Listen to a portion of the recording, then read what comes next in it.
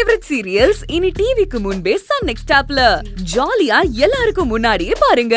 இப்பவே Sun next ஆப்பை download பண்ணி சப்ஸ்கிரைப் பண்ணுங்க.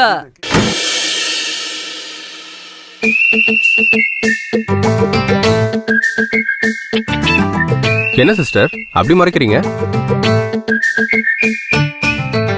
என்ன பெட்ல உட்காந்து ஹாயா ஆப்பிள் சாப்பிட்றேன்னு பாக்குறீங்களா? ஹெல்த் கான்சியஸ் ரொம்ப முக்கியம் இல்ல, அதான் பக்கத்து பெட்ல இருந்து கடன் வாங்கினேன். நீ எல்லாம் திருந்தவே மாட்டல்ல? ஆமா, எனக்கு என்னாச்சு? நேத்து நைட்டே செத்துருப்ப.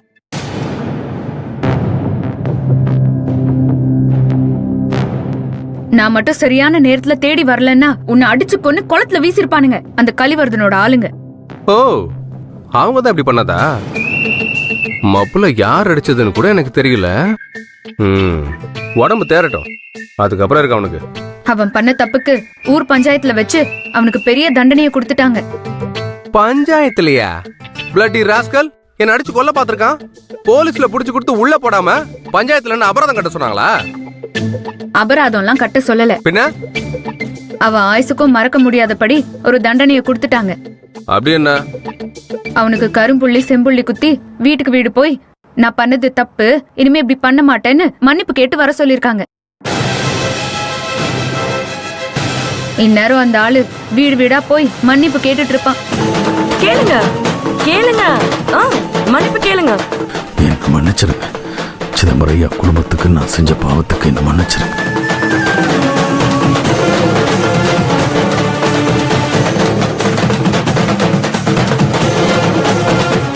இதை விட ஏதாவது பெருசா பண்ணிருக்கணும்.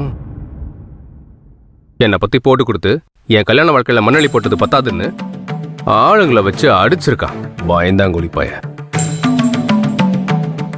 எல்லாம் சரி, ஆனா நீ என்ன காப்பாத்துறேன்னு சொன்னதுதான் கொஞ்சம் நம்ப முடியாம இருக்கு. அப்படியே சாகட்டும்னு விட்டுருந்தா இப்படி பேசிட்டு இருந்திருக்க மாட்டேன். ஏதோ என் கூட பிறந்தவன் நினைச்சு ஹாஸ்பிட்டல்ல கொண்டு வந்து சேர்த்தேன் பாரு. இதையும் சொல்லுவ, இதுக்கு மேலையும் சொல்லுவ. அப்போ என்ன ஹாஸ்பிட்டல் அட்மிட் பண்ணது நீதானா? என்ன பண்றது, நீ சாகிறத பாத்துட்டு அப்படியே விட முடியுமா? என் கூட பிறந்தவனாச்சே, அதனாலதான் மனசு கேட்கல. அப்படியே பாசம்தான். இங்க பாரு, டிஸ்சார்ஜ் ஆனதுக்கு அப்புறம் உன் வால் எல்லாம் சுருட்டிக்கிட்டு ஒழுங்கு மரியாதையா பெங்களூருக்கு போய் நான் கூப்பிடுற வரைக்கும் இங்க வரக்கூடாது. இந்த காயம் நல்லா ஆனதும் திரும்ப வருவான் இந்த அருண். இந்த ப்ராஜெக்ட சக்சஸ் பண்ணாம விட மாட்டேன். என்ன யோசிக்கிற? திரும்ப என்ன தில்லாலங்கடி வேலை பண்ணலான்னு யோசிக்கிறியா? இப்ப இருக்கிற நிலைமையில அந்த வீட்டு பக்கம் வந்த அவ்வளவுதான். நீ நேத்து குடிச்சு அடிச்ச கூத்துல ரங்கநாயகி ஆண்டி உன் மேல செம்ம கோவத்துல இருக்காங்க. கதிரும் கிளிய வளர்த்து பூனை கிட்ட கொடுத்துட்டோமோன்னு உன் மேல கடுப்புல இருக்காரு. நீ அங்க வந்தேன்னா அடி கன்ஃபார்ம் தான்.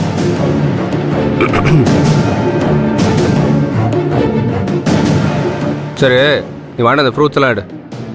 ஹே, உனக்குலாம் எந்த ஒரு சீரியஸ்னஸும் இல்லல. நீ எல்லாம் இப்படி நம்ம அப்பாக்கு பிறந்தியோ தெரியல. சி, இந்தா உன் போனு. நேத்து நைட்டு இது ரோட்ல கடந்தது பார்த்துதான் நீ அவனுக்கிட்ட சிக்கிருக்கேன்னு தெரிஞ்சுது. அப்புறம் நான் வந்து உன் போனை பார்க்கும்போது அம்மா கால் பண்ணாங்க. அம்மா கால் பண்ணாங்களா? ஆமா. நீ போன் எடுக்கலன்னதும் எனக்கு போன் பண்ணி என் வலது கண்ணு துடிக்குது, அருணுக்கு ஏதோ தப்பு நடக்க போகுதுங்கிற மாதிரி மனசுக்குள்ள தோணுதுன்னு சொல்லி பதறினாங்க. இதெல்லாம் உனக்கு எங்க புரிய போகுது? சரி, ஒரு வார்த்தை போன் பண்ணி பேசிரு. உனக்கு என்னாச்சுன்னு நினைச்சு அம்மா அங்க தவிச்சிட்டு இருக்காங்க. ஹே, அப்புறம் இன்னொரு விஷயம், இங்க நடந்தது எதுவும் சொல்லாத. வழக்கமா ஏதாவது போய் சொல்லி சமாளிப்பியே, அந்த மாதிரி ஏதாவது சமாளிச்சு விடு. உனக்கு என்ன போய் சொல்ல சொல்லியா கொடுக்கணும்?